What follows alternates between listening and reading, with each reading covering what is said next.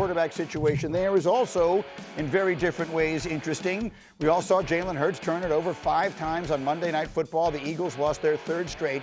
I want to give you just a little taste of what it sounds like on Sports Talk Radio in Philadelphia, just so you get an idea of what the feeling is like in town.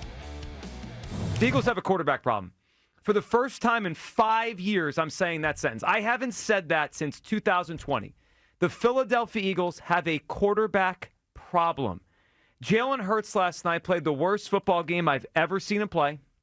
That was a disgusting football game by the quarterback. Could we stop lying to ourselves and realize that the quarterback is the problem with this offense? And I am tired of hearing the excuses. I'm tired of hearing about, oh, he plays the best and biggest games. And the bottom line is the quarterback has sucked for the last 5 games, and you cannot win in spite of your quarterback. So I play that because I wanted to give everyone a sense of what it sounds like in town. This is the okay. Here's the only thing. All of that, fine. Is it perhaps overdone and all that stuff? Perhaps. But here's the question: are they right? Right now, I'm not questioning anything Jalen Hurts has done. I'm talking about what he's doing right now as you watch them play. Is the problem in Philadelphia the quarterback? Lewis. He's part of the problem. Okay, look, I think when they're looking at this, all right, they're watching the games, they're seeing the interceptions, they're seeing the offense stall out, they're seeing him not deliver big plays more so than costly turnovers, and then they're looking at statistics like this. Past 5 games, total QBR for Jalen Hurts, 39, 26.7, 53.2, 18.3, 27.3. That's on a scale of 0 to 100. That's not good. Then you start peeling back the onion a little bit and start trying to look at this offense. Is there a problem with the schematics as far as like the route trees that you see and the spacing that you see in this passing game? Absolutely. Why do they not put him under center more? Why do they have him operating under the gun, out of the gun as much as he does? That's a great question. When you look at the wide receivers as far as their ability to create separation, consistently catch the football, is that a problem?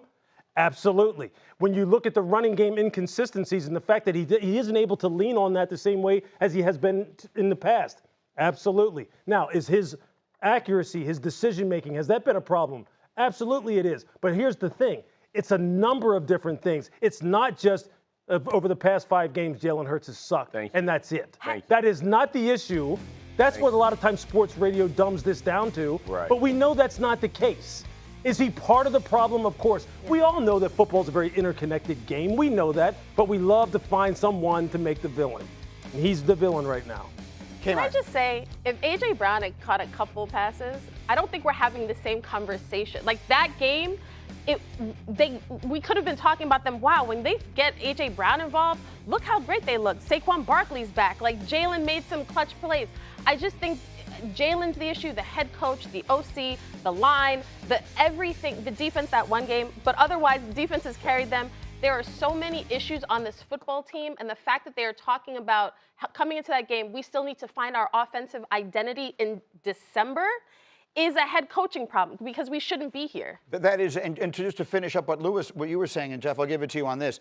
When things go well, the quarterbacks tend to get a disproportionate level of the credit. Sure. And when things go badly, perhaps then it is reasonable they get a disproportionate level of the blame. Maybe that's how I would respond to what Lewis said. Jeff, what is your take? And I fully agree. And I think what Lewis is saying and what Kmart is saying are facts. There is a lot of blame to go around in Philly. And if I'm just going to say, my team, I will gladly raise both hands to bring Jalen Hurts to my team. Yeah. We'll go win a lot of games with Shane Steichen and Jalen Hurts. You think what you have is a problem, you got no problems, but you got Cadillac problems. The bottom line is Nick Sirianni and the entire Eagles organization changed their philosophy of how they're going to win games. And they listened to everyone else instead of what they had to, because it's boring. They got a guy complaining he's not getting enough touches. Guess what? A.J. Brown, most targeted guy over the last 4 games. How many games they won? They lost 3 in a row, fellas. I don't care about all the noise that has been made in Philly. They had a style of winning. What that was, allow our defense to play good. We may only score 10. We may score 14. Everybody's like, oh, you can't win that way. They did. They beat Green Bay that way, who's a really freaking good team. Yeah. They beat Detroit and the Rams and Kansas City. They beat the good teams. Yeah. Here is the problem. You start listening to all the fans, you're going to be a fan. Well, and that's what's happening in Philly. Because all those guys are going to get paid either way on that radio station. Well, that's the thing. It ain't on Jalen Hurts all the way. I appreciate that. And I think editorially at home you might say, oh, that's low-hanging fruit going to the local Philly. But that's the world they live in. I Yeah. think it's fair, and I think editorially it's smart to listen to that clip of Joe Giglio and Tom Kelly, because that's the voices that have authority in that fan base, and they listen to that, and then it circles and it swirls. I mean, I don't know if you saw last week, it was a small little tweet in the locker room, but like they brought the positivity bunny to the locker room. that Did was you see a bad, this? yeah, that Take a was look. This was in the Eagles locker room. I didn't Photoshop this. They're trying to put levity into the room because it is so negative there right now. And yes, we here in New York City at this table in our suits and our dresses, we could say, look at the record, they're fine, everything should be okay. We wish we had that problem. In Philly, it's different. The expectation is different, and the quarterback position has always been treated differently in that city. Just ask Carson Wentz or Donovan McNabb. Yeah, you know what? See, there's obviously things that happen within the walls of an organization that really you can't quantify on the football field. There's a lot of relationships. There's a lot of people trying to get along. There's a lot of trying to massage people's egos, trying to make sure people stay locked in, stay zeroed in, both as players, both as coaches. You know, you've got general managers, you've got front office people who are all going, hey, look, sometimes it's more than just about winning. It's about winning a certain way. And the only thing I would caution against is this. Hey, look, this isn't college football now. Amen. This isn't, there aren't people voting on whether or not you're ranked above another team. And you better value just winning the game instead of making sure that you're kind of massaging people's egos. Because if you start doing that, as you said, you can start getting away from who you are. And next thing you know, you're mired in a losing streak, and you're sitting there going, what the hell just happened? Real quick. You watched the difference last year. Yeah. You got a guy reading the same guy but was reading a book on the sideline. Yeah. They go on and win the Super Bowl. At some point, you have to place winning above all. And the way you win is irrelevant. Favorite feature now, Let's definitely go. or definitely not. And he doesn't know the first question is coming. But Jeff, this one is a surprise for you. It's obviously inspired by Phillip Rivers' potential comeback. Jeff, if they needed you to come back and play center at this point. I know you came back and coached when you have been there. Well, you've been there to answer the call. Definitely not. When they needed you. No chance. How much? A drive? Nothing? No? Nothing. A drive. A play, maybe. Maybe just maybe one. a play. Maybe just if I one snapped tush it when push. they hit me, not everything would break. Only a few. Look at bones. that man. Come on, look at that. Look at That man would Look at go him play. cheeks. He'd go play right now. Well, how He'd be about- all signed up for it. You couldn't give him one tush push. No chance. No chance. I can go real low. You know what I'm saying? That might fall on me. You know what I mean? How about you, Lewis? How about if someone needed a hard-hitting neck roll safety? You know what? If it wasn't for the fact that I had 3 levels of my neck fused together, Thank I would you. go out there and do it, but I would probably die Thank you. if I hit anything right now. I enjoyed that. Was the team's idea, and I like that. That's a great one. Let me get to another one. Third of your side. Hey, Jeff, if I said Shedeur Sanders is going to be the Cleveland Browns starting quarterback next year, definitely or definitely not? I'm going to go Jeff a maybe, honestly. Jeff a maybe. I don't like think it. you can. His progression has been very impressive. I love the way he played against Tennessee. You're seeing him elevate each and every week.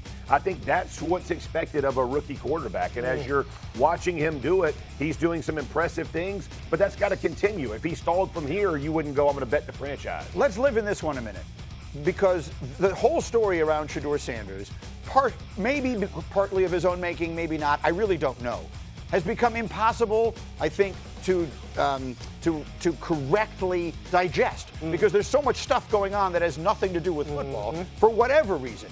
But if he had been a second-round pick instead of a fifth-round pick, and we were watching these games the way we are watching them now, Lewis, what would we be saying? I'm glad you said a second-round pick, because there's a guy in New Orleans right now who's a second-round pick, Tyler Shuck, who everybody's going, hey, we got our guy now, right? But there was a lot of stuff surrounding him too when he came out. I think with Shedeur, if you look at this game, against Tennessee in particular, look at the 3 touchdown throws that he had, and just think about it. I mean, the 2 in the end zone to, he had 2 of them, one to David Njoku. That was the first one, and the other one to Fannin. Exactly. The touch that he puts on that ball, and he's like kind of fading away from pressure. That's next level stuff. The touchdown to Jerry Jeudy, where he looks off the middle of the field safety so he can hit Jeudy on that slant, on that bang 8 that they call it, and then he splits them and goes the distance. That's next level stuff. That's the kind of stuff you would dream about a rookie quarterback being able to execute on a consistent basis. I don't think there's any question. Any question of what? That he should be considered for being the future of the franchise quarterback. Well, there's so many things happening. I think what hurts him is the fact that Cleveland will have multiple first-round picks next year. And is 8 games enough of a sample size to say for sure when we have a chance to get a quarterback in the draft and bypass that and instead go offensive line, wide receiver, and say we've got the quarterback.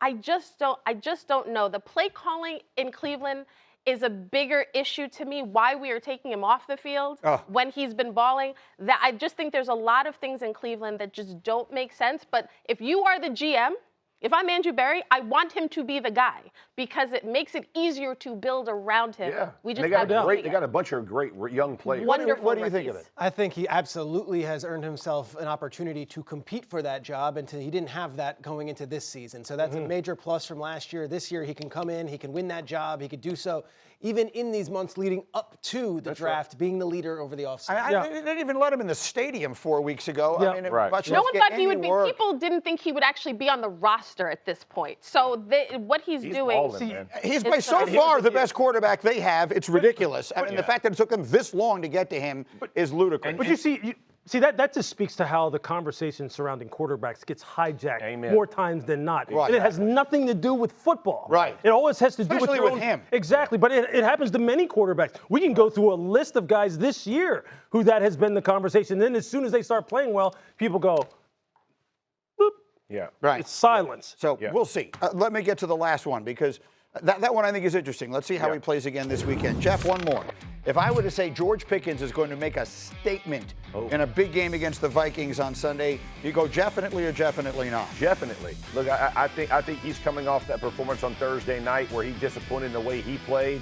Most receivers, they got something about him, want to come back and be the guy. And I get CeeDee Lamb is up in the air with a concussion. We don't know if he'll be there or not. He needs to go out and show, hey, this was the anomaly. This is the exception, not the rule of how I played the other night. I'm going to go get better. That's what great players do is they bounce back. I've been promising the Jerry Jones sound all morning long, so let's hear it. Jerry Jones not the least bit concerned about Pickens as the Cowboys play this must-win game. Here's what he said. Just so that I'm real clear about it, I don't have the concern that the debate about what George Pickens did or didn't do in that game, I don't have that kind of concern about him as far as his competing and helping us win football games on the field at all. So the Pickens piece of this is one piece. We'll wait and see what happens as far as that is concerned. Let me dive deeper into this. There's so much conversation about can the Eagles blow the division? Can the Eagles blow the division? And we will get back to them, but they're going to have to lose 2 games, and the remaining schedule is really easy. Buried underneath that is, and the Cowboys have to win out. They have to win all the remainder of their games. Are we confident after what we saw from them last Thursday night they're ready to do that? Yes. I think they actually competed pretty well with the Detroit Lions. If Jahmyr Gibbs doesn't go for 1,000 yards all over them, that we're talking a different story here. I think the Cowboys are playing a playoff caliber football. The truth of the matter is, it is not a sure thing that the Eagles win 2 of their next 4 games. It is not a sure thing that they beat the Raiders over the weekend. It's not a sure thing that they beat the Commanders the week after that. The Eagles are playing as bad as any team in big spots, while the Cowboys have risen to the occasion. So it is still an open conversation. They did not lose out on a chance to win the NFC East by simply losing that game. I guess my point is they can't do it without help. Like they need the Eagles to completely They collapse need a complete also. meltdown. Yeah. And so that, so we've got the Pickens of it all and the Cowboys of it all. And are you confident that they are going to now win out the remainder of their games? I'm not confident in that. I don't believe that necessarily is going to happen. I don't necessarily believe that Philadelphia is going to not be able to win 3 of 4, or that they're going to collapse and only win maybe 2 of 4 and allow Dallas to catch them. I think Philadelphia ultimately finds a way to finish this season off and get into the dance and then let the chips fall where they may. I think with Dallas, look, they've been a great story. We've talked about them extensively here. And I was a believer, just like you, that a lot of the moves that they made really did pay dividends. But we also saw against Detroit, and we broke this down very extensively, a lot of things got exposed in that game too. The secondary is still a problem. The offensive line on the perimeter at the tackle positions can be a problem for this football team. And I think and then look, if CD isn't there, Kimberly brought up a great point here this morning. If CD isn't there this week, then we will see whether or not Jerry has something to be concerned about with George Pickens. Because then he's going to have to go, against the team that's going to have a full week to say, hey, look, we're going to take him out of the game. Right. We're going to go ahead and make sure we get inside his head because we saw what everyone else saw. He can deny it all he wants, but everyone else saw this was a guy who looked clearly like he was getting frustrated. Yeah. So you think they're not going to push those buttons? Of course they are. Which is no different than it was in Pittsburgh. But when you talk about the Lions matching up with the Cowboys, based off of who the Cowboys have left on their schedule, Is it the Chargers that you're thinking is going to challenge them the same way as the Lions? Is it the Giants? Is it the Commanders? Like, who? When you look at the 4 games they have left, where's the hiccup that you think if CD's on the field and Pickens and Dak is balling that they can't beat? Well, I'm saying this. Okay, so there's no way I'm going to say any of those teams have the same kind of offensive firepower that Detroit has, but I will say this. All it takes is, look, we know this is an explosive play league. All those teams have the ability to create explosives and exploit your secondary 2 or 3 times a game, which is all it takes. Right. Okay. That's all it takes, right? Because it's a big play league. I'm not going to say, though, that obviously, look, their margin for error against those teams is much greater than it is against Detroit. Yeah. Against Detroit, you have little to no margin of error. Detroit got after them. Exactly. Get in here, Jeff. Yeah, Detroit got after them. I mean, I was disappointed in the defense on the defensive side for Dallas against Detroit. I thought they would have shown better. I think Dallas has the foundational pieces, and I would still say if they got into the dance, they would be super scary because of what Dak can do with CD and Pickens and Ferguson. But they did get exposed. And when you saw them play the big boys, right? Like, and to think Detroit's still on the outside looking in. Yeah. Detroit got after them, like physically got after them. I don't think any of those 4 teams do the same. Quick final word. Quick final word is they're a completely different team than the ones that we were pounded on earlier this season. They can still compete, and when you add Quentin Williams and you add these guys, they are a danger every single week. If they get into the dance, they get into the dance. I'm just saying. Especially because they would win the division, which means they would get a home game. They're not getting in as a wild card, so they would have to win the division, which means they would get at least 1 game.